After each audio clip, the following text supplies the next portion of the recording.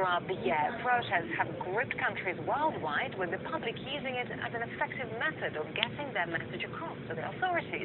But as RT's Mayakaahla reports, this kind of freedom of expression is now under threat in some states which claim to be bastions of democracy.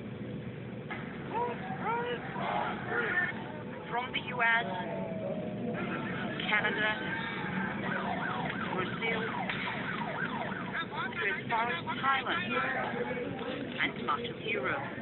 Basically, the large group of protesters.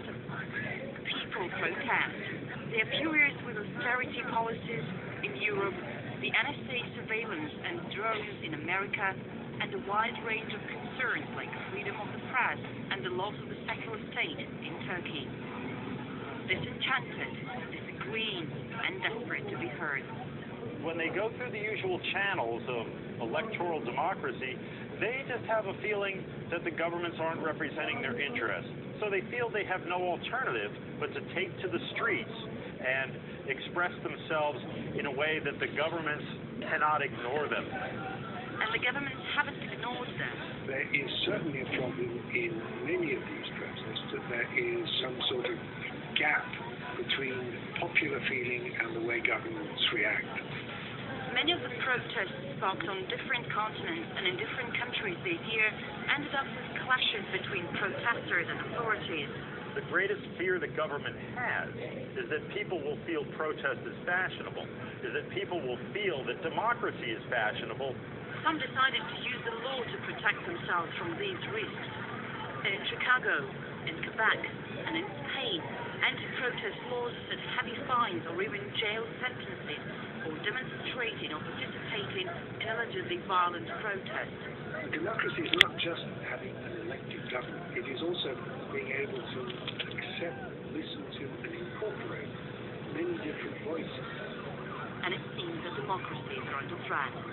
What's being passed off as representative democracy, but which is actually governed by corporatist globalists. They make some minor concessions, hoping that the protests will dissipate, and then they can continue business as usual.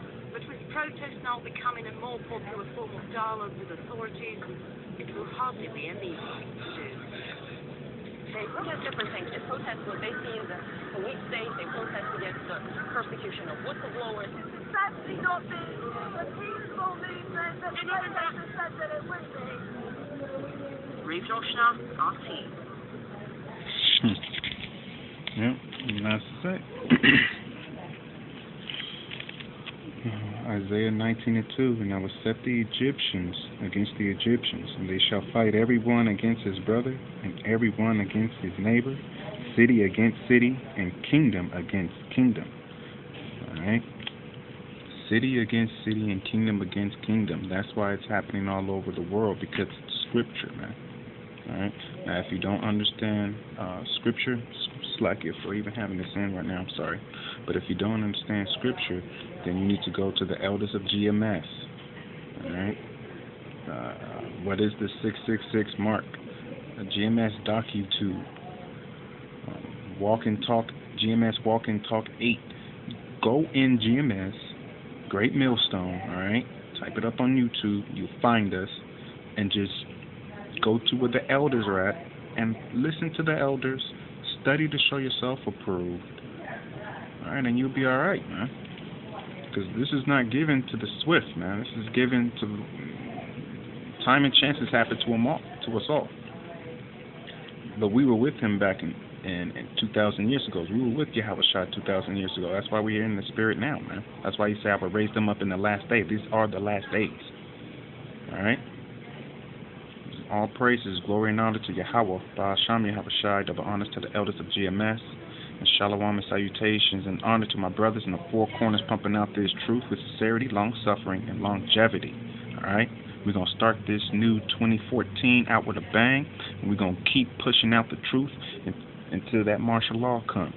And then it's not going to be no more just us on the corners pumping out the truth, but you're going to see who's the real Hebrew Israelites and who's the fakes, because the fakes going to get into captivity or get their head cut off.